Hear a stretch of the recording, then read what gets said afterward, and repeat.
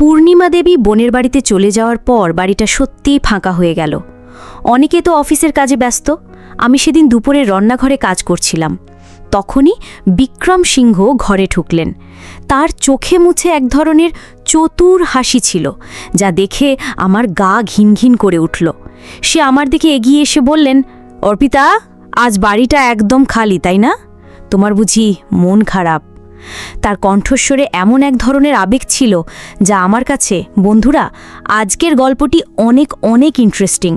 আশা করি তোমরা পুরো গল্পটি শুনলে অনেক মজা পাবে। তবে বন্ধুরা, গল্পটি শুরু করার পূর্বে তোমাদের নিকট আমার ছোট্ট একটা অনুরোধ, তোমরা দয়া করে আমার চ্যানেলটিকে সাবস্ক্রাইব করে আমাকে সাপোর্ট করবা। তো তাহলে চলো বন্ধুরা, গল্পটি শুরু করি। হ্যালো বন্ধুরা, আমি অর্পিতা সরকার, কলকাতার একজন মেয়ে। আজ আমি তোমাদের আমার জীবনের এক কঠিন সময়ের গল্প বলবো।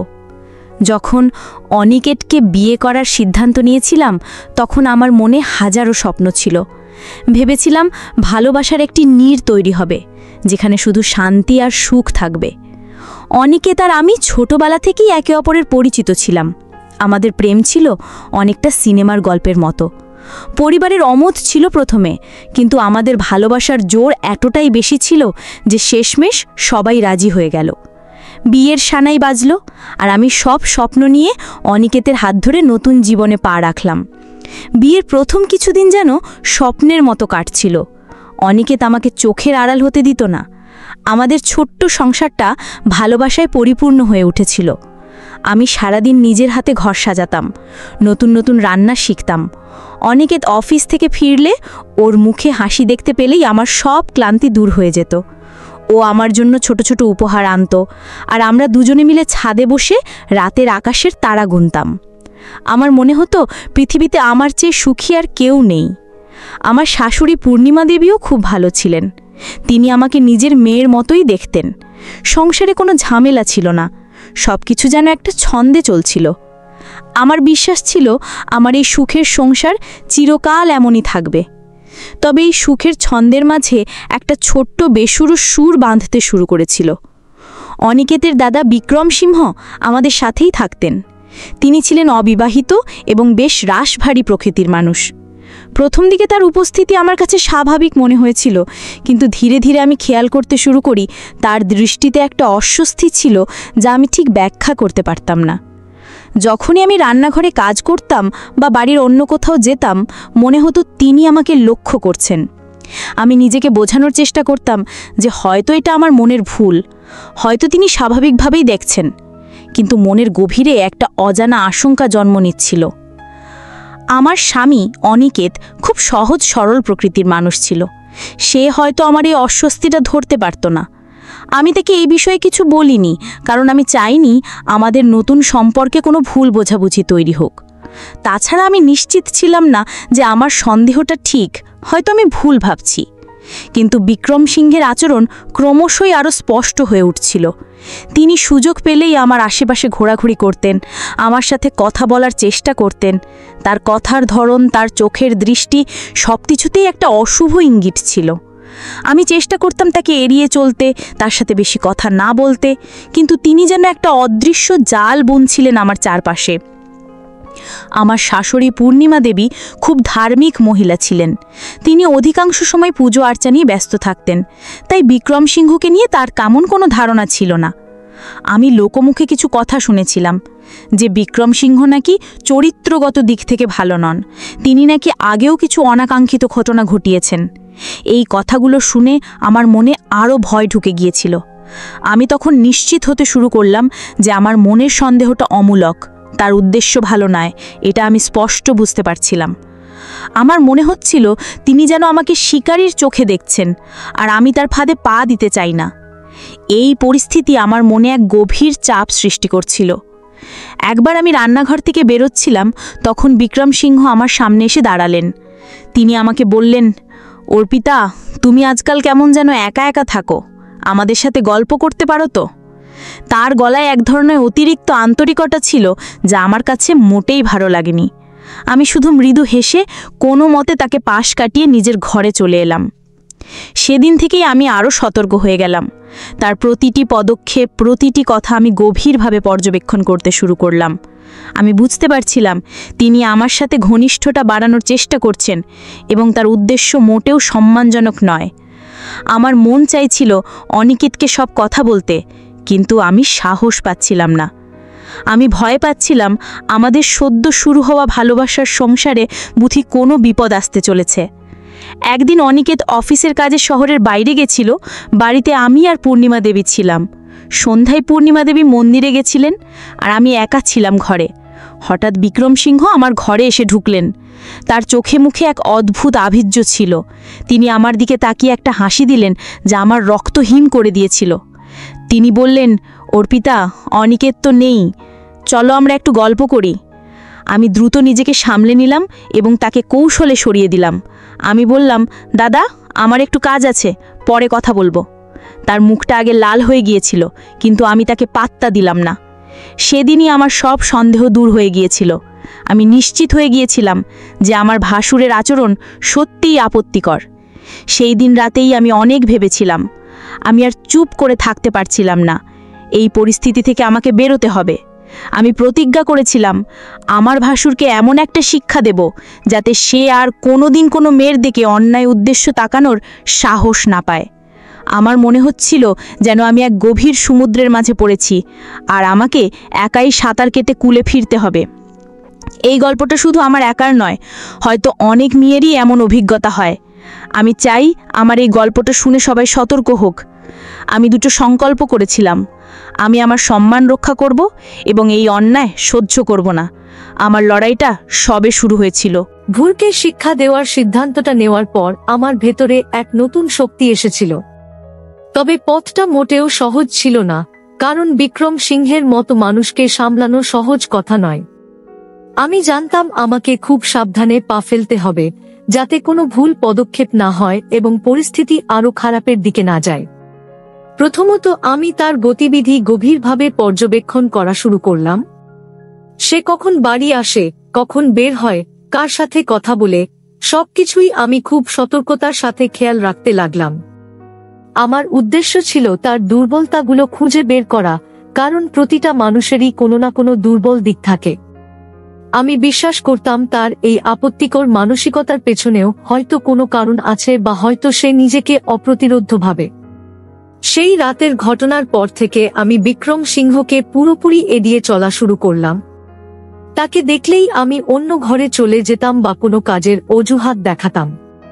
সে যদি আমার সাথে কথা বলার চেষ্টা করত, আমি খুব সংক্ষেপে উত্তর দিতাম এবং তাড়াতাড়ি সেখান থেকে সরে যেতাম। আমার এই পরিবর্তনটা হয়তো সে বুঝতে পারছিল। তার চোখে আমি এক ধরনের বিরক্তি দেখতে পেতাম, কিন্তু আমি তাতে পাত্তা দিতাম না। আমার কাছে নিজের সম্মান রক্ষা করাটা তখন সবচেয়ে গুরুত্বপূর্ণ ছিল। আমি মনে মনে দৃঢ় সংকল্প করেছিলাম যে সে যতই চেষ্টা করুক না কেন, আমি তাকে আমার কাছাকাছি আসতে দেব না। এই মানসিক শক্তি আমাকে অনেক সাহায্য করছিল। একদিন সকালবেলা আমি রান্নাঘরে কাজ করছিলাম। পূর্ণিমা দেবী পাশের ঘরে পুজো করছিলেন। বিক্রম সিংহ হঠাৎ রান্নাঘরে এসে ঢুকলেন। আমি তাকে দেখে কিছুটা অবাক হলাম, কারণ তিনি সাধারণত সকালে এত তাড়াতাড়ি রান্নাঘরে আসতেন না। তিনি আমার দিকে তাকিয়ে বললেন, অর্পিতা, আজ দুপুরে কি রান্না করছো? তার গলায় এক ধরনের অতিরিক্ত মধুমাখানো স্বর ছিল, যা আমার কাছে আরো অস্বস্তিকর মনে হয়েছিল। আমি তাকে কিছু বলতে না চেয়ে শুধু বললাম, যা রান্না করি সবই তো আপনার জন্য। আমি দ্রুত হাতের কাজ শেষ করার ভান করলাম। তিনি কিছুক্ষণ দাঁড়িয়ে থেকে আমার দিকে তাকিয়ে রইলেন, তারপর একটা দীর্ঘশ্বাস ফেলে বেরিয়ে গেলেন। আমি স্বস্তির নিঃশ্বাস ফেললাম। আমার স্বামীর সাথে আমি এই বিষয়ে সরাসরি কথা বলতে পারছিলাম না, কারণ আমি জানতাম অনিকেত তার দাদাকে কতটা শ্রদ্ধা করে। হঠাৎ করে এই ধরনের অভিযোগ করলে সে হয়তো বিশ্বাস নাও করতে পারে, অথবা হয়তো পারিবারিক অশান্তি শুরু হতে পারে। আমি চাইনি আমার কারণে অনিকেতকে কোনো দ্বিধা বা কষ্টের মধ্যে পড়তে হোক।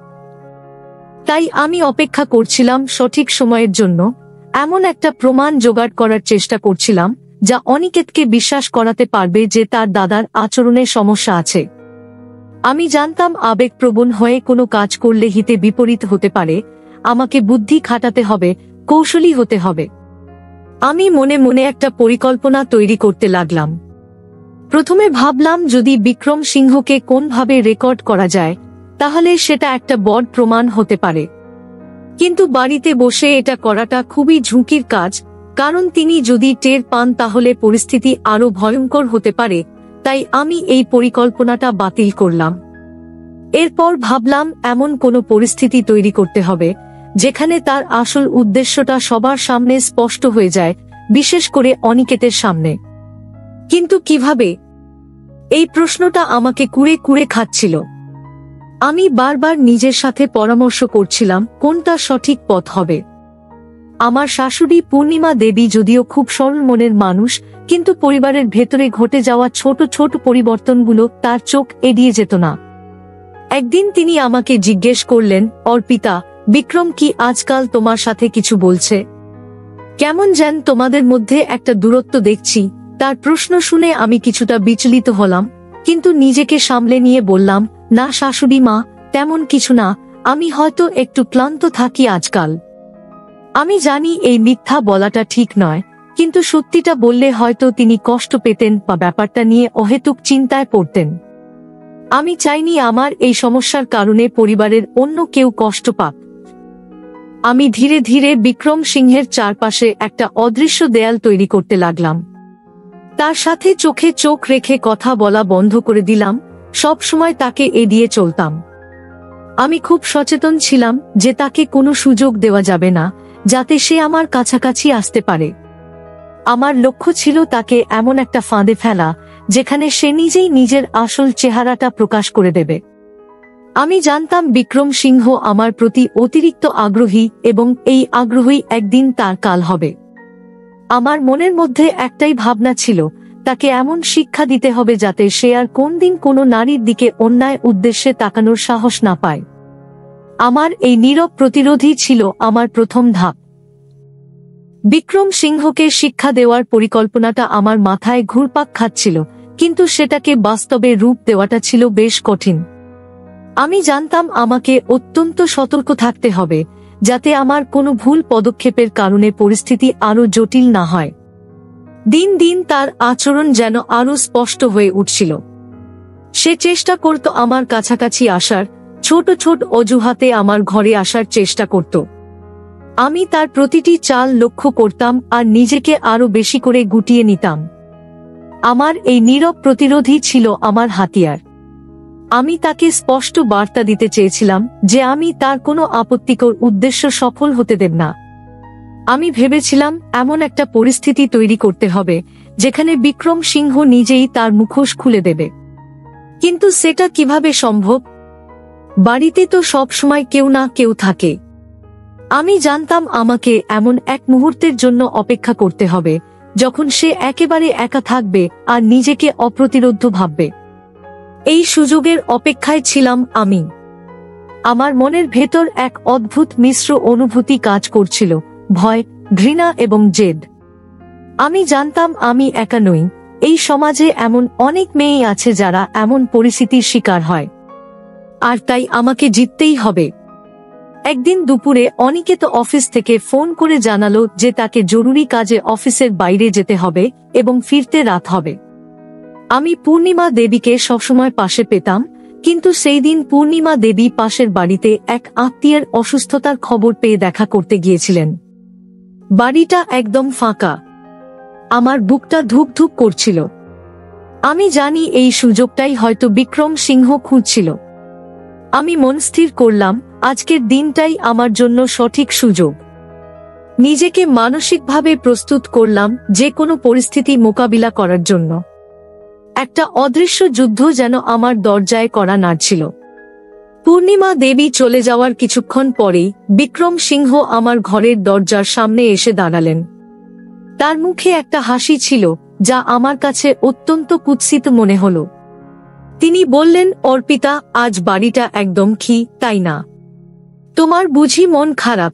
তার কণ্ঠস্বরে এমন এক ধরনের আবেগ ছিল যা আমার কাছে ভীষণ আপত্তিকর মনে হলো। আমি নিজেকে শান্ত রাখলাম। আমার মনে হচ্ছিল এইবারই সঠিক সময়। আমি খুব স্বাভাবিক গলায় তাকে বললাম, হ্যাঁ দাদা, শাশুড়ি মা না থাকলে সত্যিই কেমন লাগে। আমি তার সাথে বেশি কথা বলতে চাইছিলাম না, কিন্তু সে আমার কথা শুনে ঘরে ঢুকে পড়ল। আমি স্তম্ভিত হয়ে গিয়েছিলাম। সে সরাসরি আমার ঘরের ভেতরে এসে চেয়ার টেনে বসল। আমার মনের ভেতরে তখন অজানা আশঙ্কা কাজ করছিল। আমার মনে হচ্ছিল এইবার হয়তো আমার পরিকল্পনাটা ভেঙে যাবে, কিন্তু আমি নিজেকে সামলে নিলাম। এই পরিস্থিতিতে ভয় পেলে চলবে না। আমি একটা গভীর শ্বাস নিলাম এবং নিজেকে বললাম, অর্পিতা, এটা তোমার শেষ সুযোগ। বিক্রম সিংহ আমার দিকে তাকিয়ে বললেন, তোমার সাথে কিছু কথা ছিল অর্পিতা। আমি তার দিকে না তাকিয়ে কাজ করার ভান করলাম। আমি জানতাম সে কি বলতে চায়। আমি তাকে কোনো সুযোগ দিতে চাইছিলাম না। আমার মাথায় তখন একটাই চিন্তা ঘুরছিল, কিভাবে তাকে এমন শিক্ষা দেওয়া যায় যাতে সে আর কোন দিন কারো দিকে অনাকাঙ্ক্ষিত দৃষ্টিতে তাকানোর সাহস না পায়। আমি খুব ধীরে সুস্থে কাজ করছিলাম। সে বারবার আমার মনোযোগ আকর্ষণের চেষ্টা করছিল। আমি বুঝতে পারছিলাম সে একটা সুযোগ খুঁজছে আমার দুর্বলতার, কিন্তু আমি তাকে সেই সুযোগ দিতে চাইছিলাম না। আমি মনে মনে একটা বুদ্ধি আটকলাম। আমি তার দিকে সরাসরি তাকালাম এবং একটা দীর্ঘশ্বাস ফেলে বললাম, দাদা, আপনার সাথে আমারও কিছু কথা ছিল। আমার এই কথা শুনে বিক্রম সিংহ কিছুটা অবাক হলেন। তার চোখে এক ধরনের কৌতূহল দেখা দিল। আমি এই সুযোগটা কাজে লাগাতে চেয়েছিলাম। আমার উদ্দেশ্য ছিল তাকে এমন একটা ফাঁদে ফেলা যেখানে সে নিজেই ধরা পড়ে যাবে।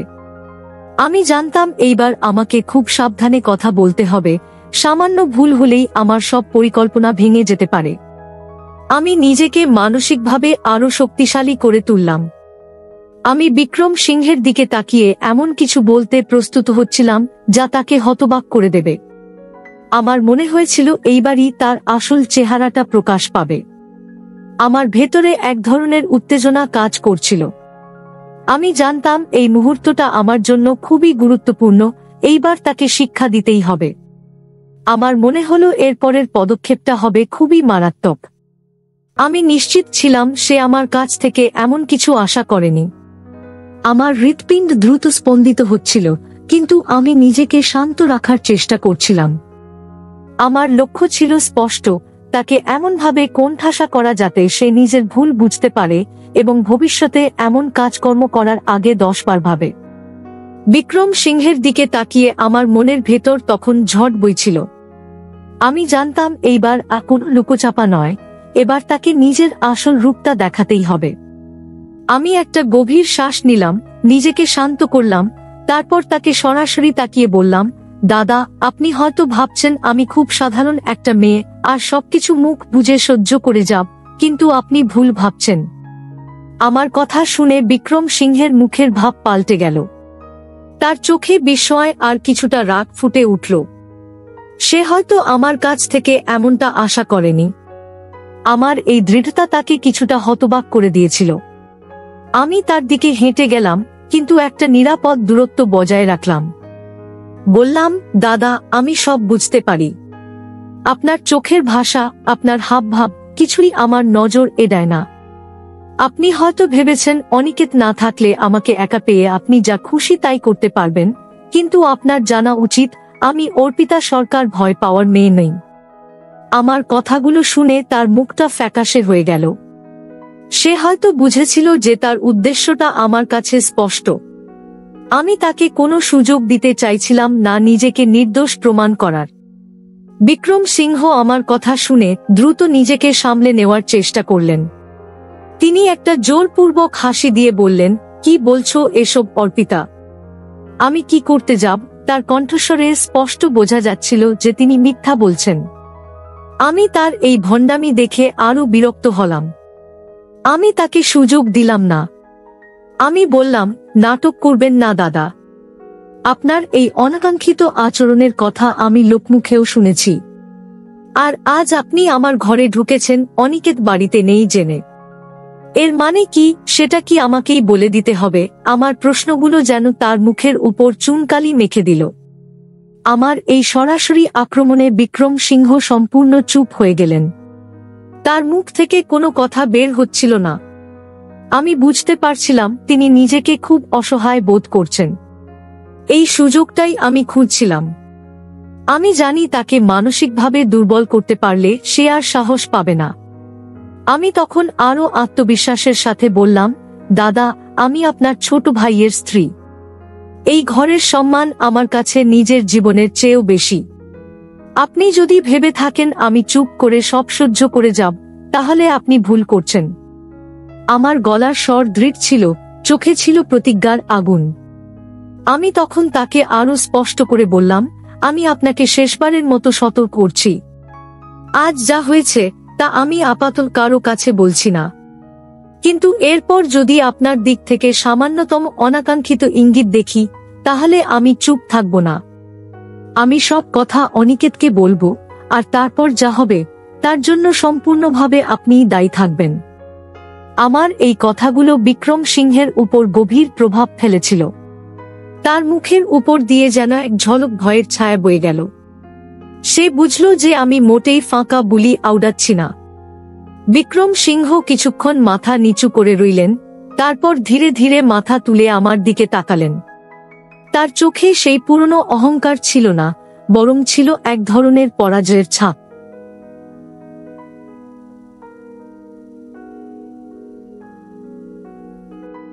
তিনি কোনো কথা না বলে ধীর পায়ে আমার ঘর থেকে বেরিয়ে গেলেন। আমি স্বস্তির নিঃশ্বাস ফেললাম। এই মুহূর্তের জন্য আমি নিজেকে প্রস্তুত করেছিলাম, আর আমি সফল হয়েছিলাম। আমার মনে হচ্ছিল একটা বোঝা আমার বুক থেকে নেমে গেছে। আমি বিশ্বাস করি আমার এই প্রতিবাদ তাকে কিছুটা হলেও শিক্ষা দিতে পেরেছে। ঘরের দরজা বন্ধ করে আমি চেয়ারে বসে পড়লাম। শরীরটা কাঁপছিল, কিন্তু মনের ভেতর ছিল এক অদ্ভুত শান্তি। আমি জানতাম এই যুদ্ধটা হয়তো এখনো পুরোপুরি শেষ হয়নি। বিক্রম সিংহের মতো মানুষ সহজে হার মানবে না। কিন্তু আমি তাকে দেখিয়ে দিয়েছি যে আমি দুর্বল নই। আমি তাকে স্পষ্ট করে দিয়েছি যে তার এই আপত্তিকর মানসিকতা আমার কাছে মোটেই গ্রহণযোগ্য নয়। এই ঘটনাটা ছিল আমার জন্য একটা টার্নিং পয়েন্ট। এরপর থেকে আমি আরো সতর্ক থাকব এবং দেখব সে তার আচরণ পরিবর্তন করে কিনা। আমার আত্মবিশ্বাস ফিরে এসেছিল। আমি বিশ্বাস করি আমার এই লড়াই অনেকের জন্যই একটা অনুপ্রেরণা হয়ে থাকবে। বিক্রম সিংহ সেদিন আমার ঘর থেকে বেরিয়ে যাওয়ার পর আমি নিশ্চিত ছিলাম যে আমার এই পদক্ষেপটা একটা বড় পরিবর্তন আনবে। আমি ভেবেছিলাম সে হয়তো নিজের ভুল বুঝতে পারবে এবং তার আচরণে পরিবর্তন আসবে। কিন্তু কিছু মানুষের স্বভাব হয়তো সহজে বদলায় না। প্রথম কিছুদিন সে আমাকে এড়িয়ে চলতে শুরু করলো, যা দেখে আমি কিছুটা স্বস্তি পেয়েছিলাম। আমার মনে হয়েছিল, যাক বাবা, একটা ঝামেলা থেকে অন্তত রেহাই পেলাম। সে আমার দিকে ফিরেও তাকাতো না, যেন আমি তার কাছে অদৃশ্য। এই নীরবতা আমার কাছে শান্তির বার্তা নিয়ে এসেছিল। কিন্তু তার এই নীরবতা ছিল একটা সাময়িক বিরতি মাত্র। কয়েকদিন পর থেকে আমি আবার তার চোখে সেই পুরনো আপত্তিকর দৃষ্টি দেখতে পেলাম।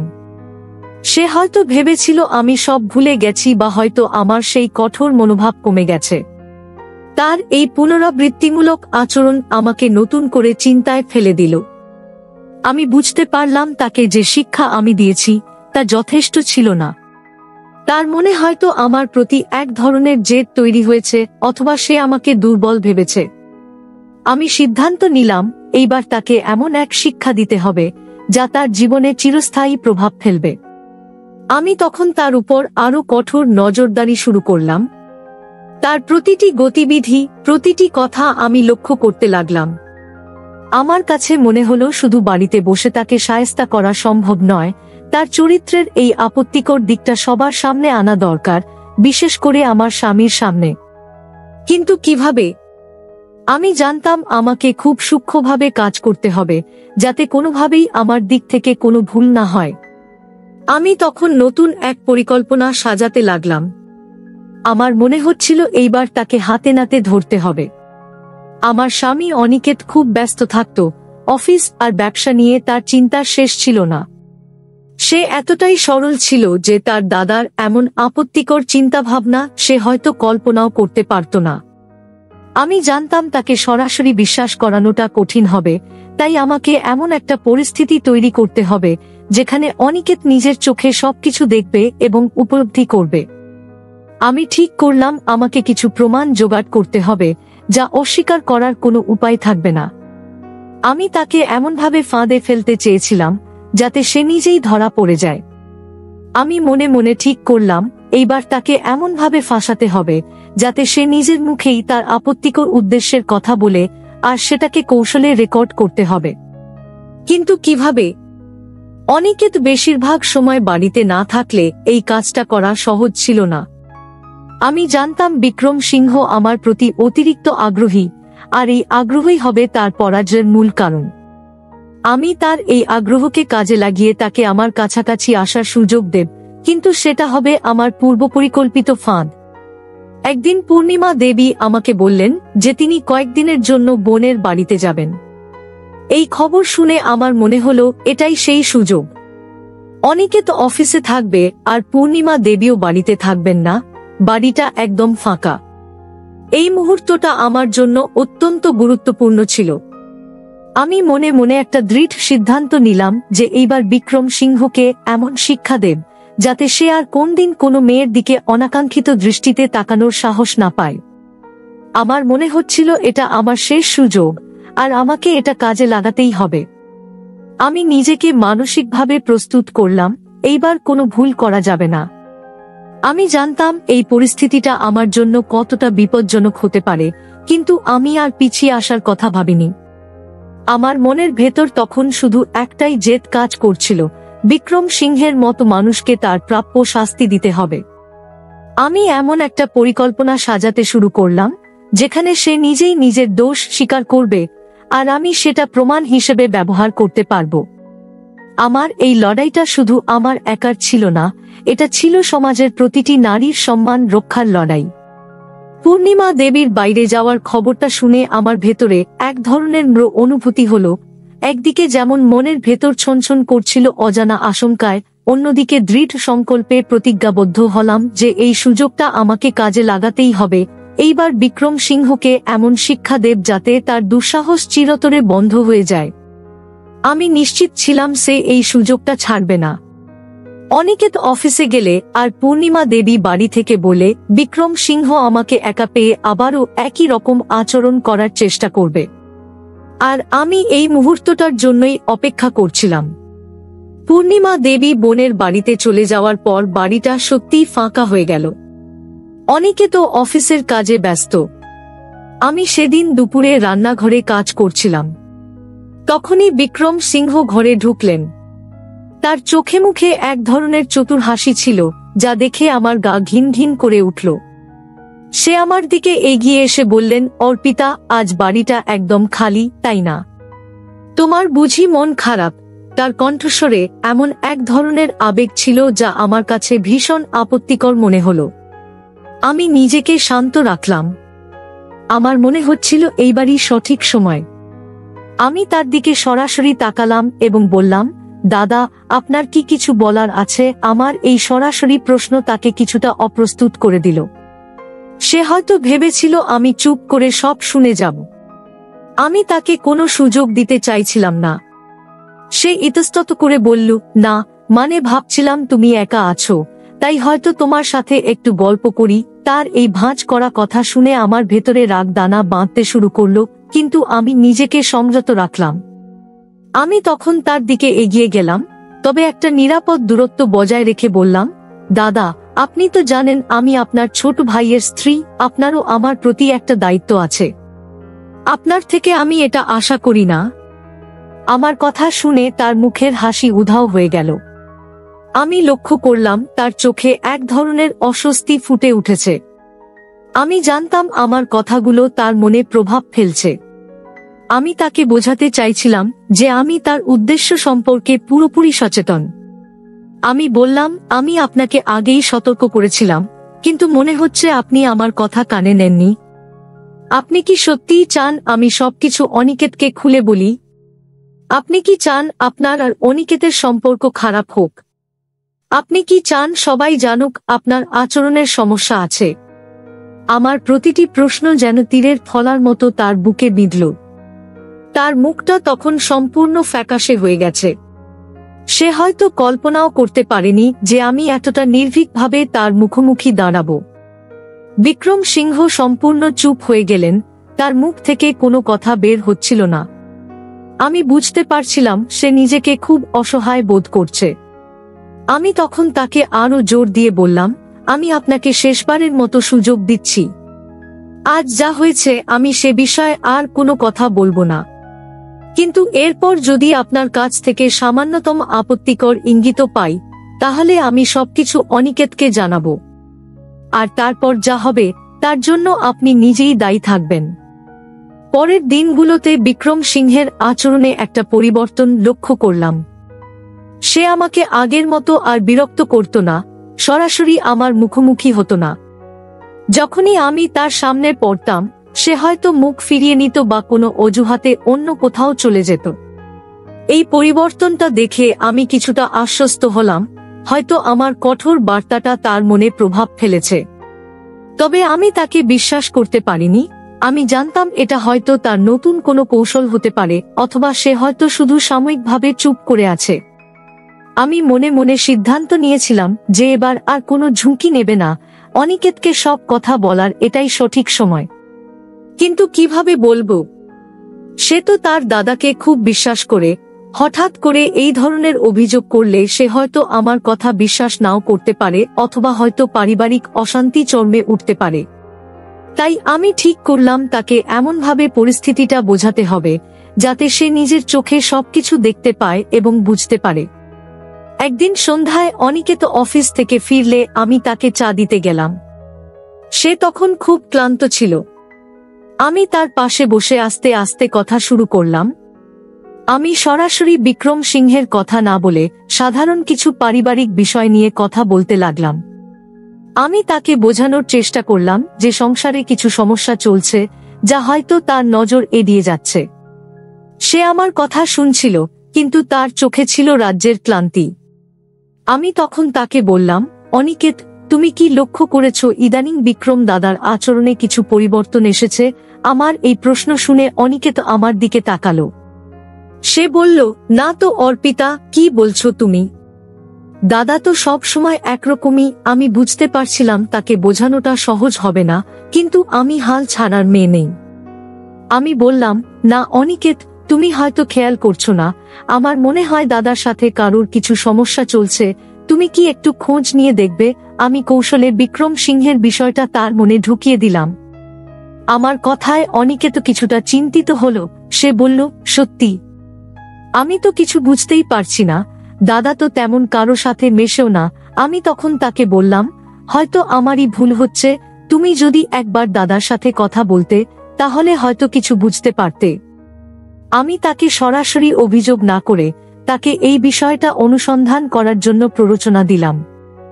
আমি জানতাম অনিকেত নিজে যদি বিক্রম সিংহের আসল রূপটা দেখতে পায় তাহলে তার পক্ষে বিষয়টা মেনে নেওয়া সহজ হবে।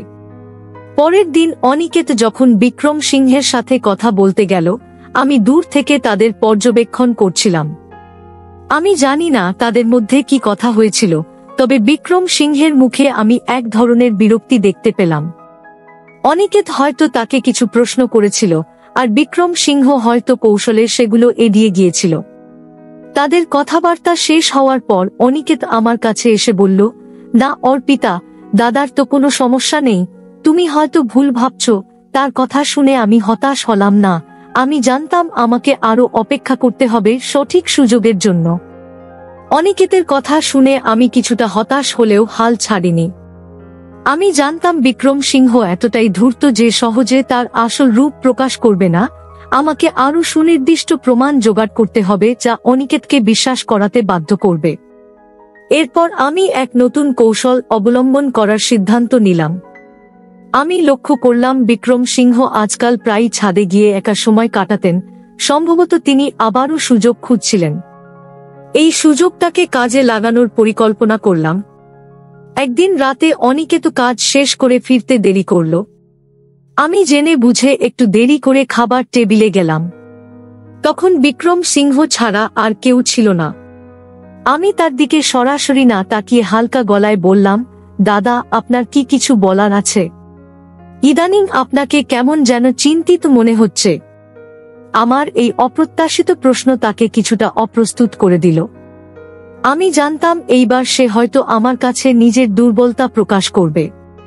বিক্রম সিংহ কিছুক্ষণ চুপ করে থাকলেন, তারপর একটা দীর্ঘশ্বাস ফেলে বললেন, অর্পিতা, তোমাকে আমার ভালো লাগে। আমি জানি এটা বলা ঠিক নয়, কিন্তু আমি নিজেকে আটকাতে পারছি না। তার এই কথা শুনে আমি স্তম্ভিত হয়ে গেলাম। আমার পরিকল্পনা অনুযায়ী সে নিজেই তার অপরাধ স্বীকার করল। আমি নিজেকে শক্ত রাখলাম এবং কোনো প্রতিক্রিয়া দেখালাম না। আমার ভেতরে তখন এক অদ্ভুত মিশ্র অনুভূতি কাজ করছিল। একদিকে রাগ, অন্যদিকে নিশ্চিত হলাম যে আমার অনুমানই ঠিক ছিল। আমি মনে মনে হাসলাম, আমার ফাঁদ সফল হয়েছে। আমি তখন খুব ধীরে সুস্থে বললাম, দাদা, আপনি কি জানেন আপনি কি বলছেন? আপনি আমার ভাসুর। আপনার এই কথাগুলো কতটা অন্যায় সেটা কি আপনি বুঝতে পারছেন না? আমার এই কথাগুলো তাকে যেন আরো অসহায় করে তুলল। সে হয়তো ভেবেছিল আমি চুপ করে সব শুনুক বা দুর্বলতা দেখাব, কিন্তু আমি তাকে কোনো সুযোগ দিতে চাইছিলাম না। তখনই অনিকেত বাড়িতে ফল। তার অফিস থেকে ফোন এসেছিল যে তাকে দ্রুত ফিরতে হবে। অনিকেত রান্নাঘরে ঢোকার সাথে সাথেই বিক্রম সিংহকে আমার সাথে কথা বলতে দেখে থমকে গেল। সে আমাদের দিকে প্রশ্নবোধক দৃষ্টিতে তাকালো। বিক্রম সিংহের মুখটা ভয়ে সাদা হয়ে গেল। সে হয়তো কল্পনাও করতে পারেনি যে অনিকেত এই সময় ফিরে আসবে। আমি তখন অনিকেতের দিকে ফিরে তাকালাম। আমার চোখে ছিল দ্বিধা এবং কষ্ট। আমি বললাম, অনিকেত, তুমি এসে গেছো। তোমার দাদা আমাকে কিছু বলছিলেন যা তোমারও শোনা দরকার। আমার কথা শুনে অনিকেত অবাক হয়ে বিক্রম সিংহের দিকে তাকালো। বিক্রম সিংহ তখন থতমত খেয়ে গেলেন। তার মুখ থেকে কোনো কথা বের হচ্ছিল না। সে শুধু মাথা নিচু করে দাঁড়িয়ে রইল। আমি তখন অনিকেতকে বললাম, অনিকেত, তোমার দাদা আমাকে বলেছেন যে তিনি আমাকে পছন্দ করেন। তিনি ভুলে গেছেন আমি তার ভাইয়ের স্ত্রী, এই বাড়ির বউ। আমার কথা শুনে অনিকেত যেন বজ্রাহত হল। তার চোখ দুটো বড় হয়ে গেল। সে বিশ্বাস করতে পারছিল না যে তার দাদা এমন কথা বলতে পারে। বিক্রম সিংহ তখনও মাথা নিচু করে দাঁড়িয়েছিলেন। তার চোখে ছিল চরম লজ্জা এবং অপরাধবোধ। অনিকেত রেগে গিয়ে বিক্রম সিংহের দিকে তাকালো। সে বিশ্বাস করতে পারছিল না যে তার দাদা এমন জঘন্য কাজ করতে পারেন। বিক্রম সিংহ কোনো কথা না বলে ধীরে ধীরে রান্নাঘর থেকে বেরিয়ে গেলেন।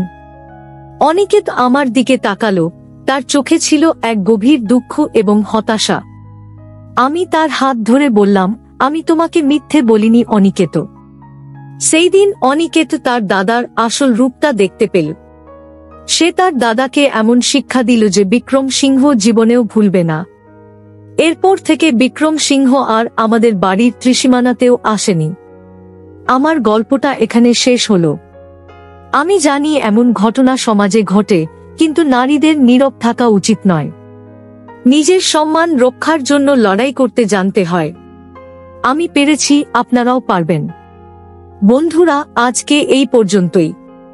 আবারও আসবো তোমাদের মধ্যে নতুন কোনো ভিডিও নিয়ে। ভিডিওটি যদি তোমাদের ভালো লাগে তাহলে একটি লাইক দাও। প্রতিদিন আমি তোমাদেরকে একটা করে নতুন গল্প উপহার দেব। তাই তোমাদেরকে অনুরোধ করে বলছি, তোমরা যদি এরকম ধরনের ইন্টারেস্টিং গল্প পেতে চাও তাহলে দয়া করে আমার চ্যানেলটি সাবস্ক্রাইব করো।